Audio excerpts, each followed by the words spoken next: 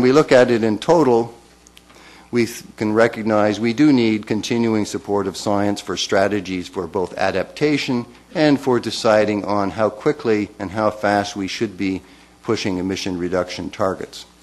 So in that context, we'd like to move on today to discuss the report of the second working group of the IPCC, the Working Group on Impacts, Adaptations and Vulnerability. Well, Canada is perceived as a very rich country. It has high adaptive capacity, but I think we must realize that North America is still vulnerable. And we've got examples that where our high adaptive capacity has not always protected our population from climate variability and extremes. Forest fires, wildfires, hurricanes, droughts.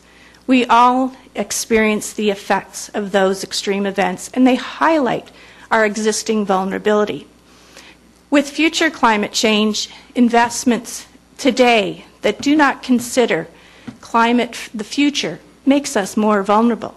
And if they only base the planning and adaptation on historical changes, we keep ourselves more vulnerable. One of the key elements that's already evident that we started to write about in the 2001 report, saying in a warmer world we'll likely see more extreme events. Well, since that report came out, and what we've been emphasizing in this report that we're releasing now, is that they're already evident. They're evident across Canada and they're evident around the world. In 1998, we had an ice storm in Quebec and Ontario and did $5.4 billion worth of damage as Canada's most costly extreme event. Well, since that time, we've since had a hurricane go through Halifax with Hurricane Juan in 2003 as Canada's most costly hurricane. We had a wildfire in Firestorm 2003 in British Columbia that got into Kelowna and destroyed some homes as Canada's most costly wildfire. We had a downburst in Toronto that did more than $500 million of basement flooding damage in 2005 as Ontario's most costly storm and Canada's second most costly storm. All of these are relatively recent events. These are the kinds of things that climate change research has been talking about could occur. The research definitely doesn't identify these as climate change events. That's not possible. That's not what the science does. But the science has been saying these are the kinds of things we will likely see with greater frequency, and now we're starting to already see them. And the expectation is we will see more with very large local impacts, both economic and societal. Sea level is rising now and the rate will accelerate.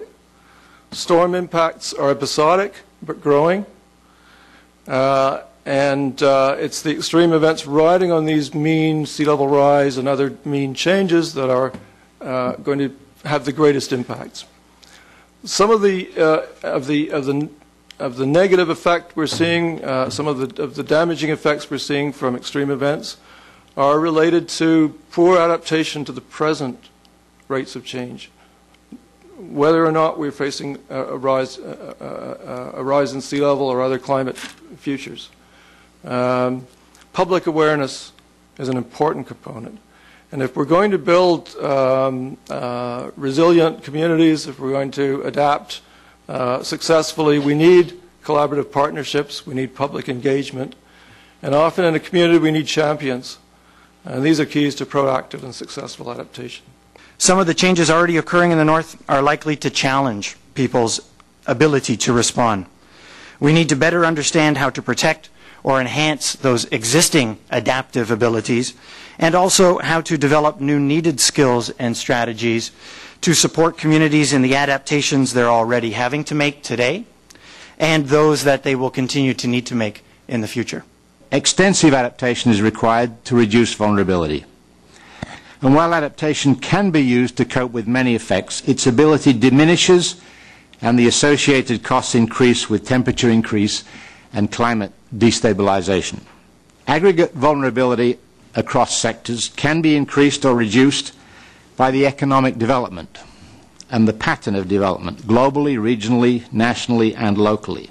One of the major risks that I would like to highlight that is mentioned in the IPCC summary is that there is a major risk of the generation of millions of additional refugees from climate change and sea level rise. Susan Lunn with CBC Radio. How would you rate the federal government's efforts on adaptation so far? the putting together of a integrated national adaptation strategy and linking that with natural hazards activities, which should be part of a integrated package, has been not something we have yet seen come forward, and I guess we could be optimistic and hope it might be in the forthcoming package. Are you optimistic then, given that the Federal Environment Minister has been saying that he's focusing on how to reduce emissions and he's not focusing on adaptation at this point? All I can say is I'm very pleased he's focusing on reducing emissions, but I would like to see him also say he's focusing on adaptation also. Nowhere in this report do you talk about the actual cost of adapting. Do you have any sense at all, Mr. McBean or maybe Paul, about the cost to Canada to adapt to climate change? The short answer is there's not a number been put on that yet.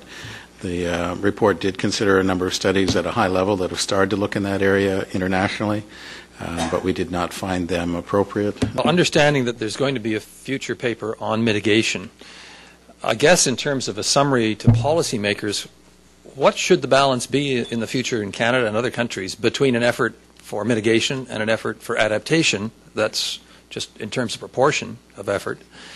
And I guess the other question is there a danger, perverse, if you like, following up on what Ian Burton said, that the immediate will in fact take over the long term? That is to say that we could find ourselves swinging into all sorts of new money for adaptive infrastructure and therefore neglect mitigation and therefore neglecting both parts of the equation.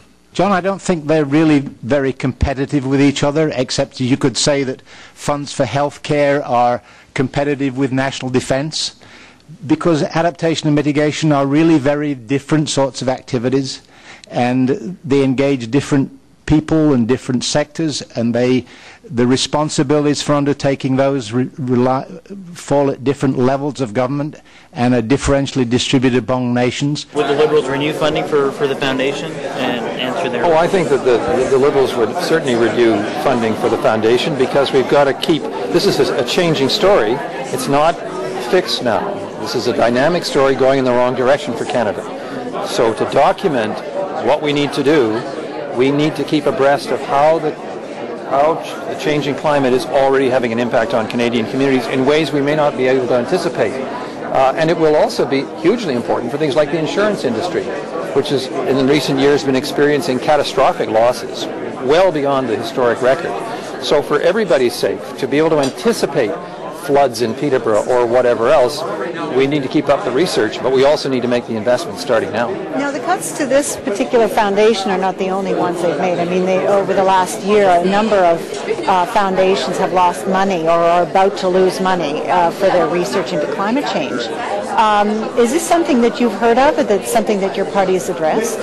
Well, clearly we only learn sometimes of these cuts after the fact, or when somebody raises a stink because they've closed down a section of Environment Canada on climate change research, for instance. So we think this is a very foolish cut, because if we don't know what the problem is in greater detail and how the problem's evolving, we can't take the right kinds of measures now to adapt, and we can't continue to convince people about the urgency of reducing greenhouse gases. So we need to know about the problem and how the problem is changing the nature of life in Canada, whether it's the impacts on health or the impacts on our cities. And without that kind of research, we're not in a position to take as astute measures as we ought to. Well, there might be a defense from the new government that say, well, we just have different priorities and we're sort of still trying to figure out where those priorities are, and governments do that. Well, the problem is that after a year in office, I would have thought that they should have their priorities straight. Secondly, how can you not make climate change the biggest challenge to this country and to the world on a scale with nuclear annihilation? How can you not make that a priority, both in understanding how climate change works and what the impacts already are on Canada and the rest of the world? It has to be a priority, and it has to have the research behind it and the resources behind it, which would indicate the urgency that it actually is.